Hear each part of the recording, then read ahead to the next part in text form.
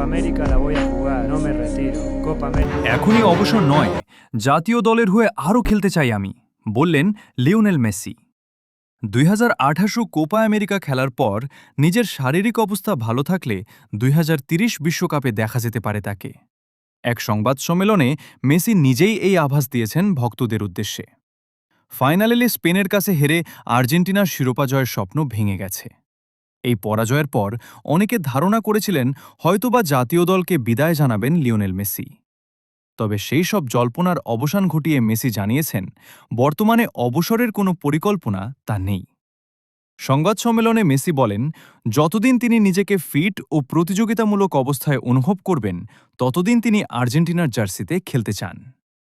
তিনি ইঙ্গিত দিয়েছেন, 2028 সালের কোপা আমেরিকা খেলার ইচ্ছা রয়েছে তার।